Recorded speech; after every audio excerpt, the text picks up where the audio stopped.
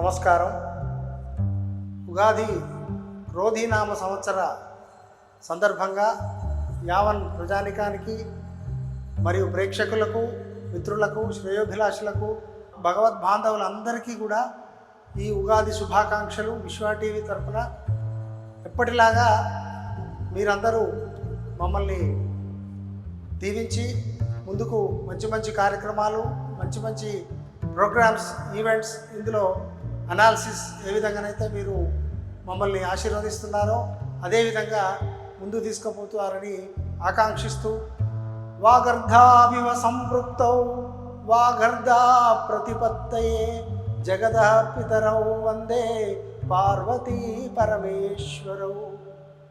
ఓం ఓం ఓంకార రూపం త్రహమితి చ పరం యత్స్వరూపం తురీయం త్రైగుణ్యాతీత నీలం కలయతి మనసస్తేజ సింధూరమూర్తిం.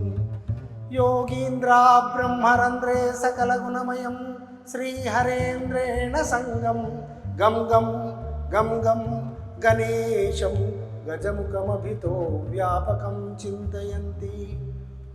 ప్రేక్షకులారా, ప్రతి ఇంట్లో ఏదో ఒక సుఖము, కష్టము, దుఃఖము, ఆ మధ్యలో సుఖంగా ఉండాలని ఏర్పరిచినవే భగవత్ సంబంధంగా ఈ పండుగలు. ఇది మరి ఉగా ఆది అంటే యుగ కాదు. ఉగ అంటే సంస్కృతంలో సంవత్సరం. ఏ సంవత్సరము? మనకు పూర్వీకులు, శాస్త్రము, మన ధర్మం చెప్పిపోయినటువంటి ఈ యొక్క సంవత్సర ఆది. ఇది ఎట్లయితే శుభకృత్, శోభకృత్ తర్వాత క్రోధి అని వచ్చింది. అంటే ఎట్లాగైతే మనకు విత్తనాలు వేసి పంట పండినాక కోత కోస్తామో పంటను, అట్లా శుభకృత్ తర్వాత శోభకృత్, అందరూ బాగుండాలి, తర్వాత మీ బాగు మీరు చూసుకోండి అనేటువంటి క్రోధినామ సంవత్సరం ఏదైతుందో ఇందులో చాలా మటుకు ఈ సంవత్సరంలో జరగబోయేటి ఏంటి అని అంటే, ఇప్పుడే పంచాంగం వినడం జరిగింది.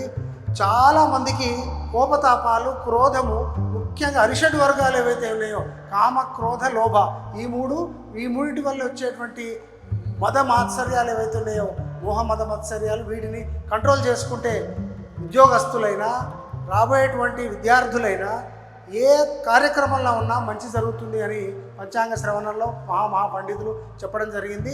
కాబట్టి ఇక్కడ నుంచి మనం ఈ రాబోయేటువంటి 365 రోజులు అందరూ బాగుండాలని, అదేవిధంగా మీ యొక్క సంక్షేమము, క్షేమము, ఆరోగ్యము, ఐశ్వర్యము, ఆనందంగా ఉండాలని కోరుతూ మీకు మా విశ్వ టీవీ ఉగాది శుభాకాంక్షలు.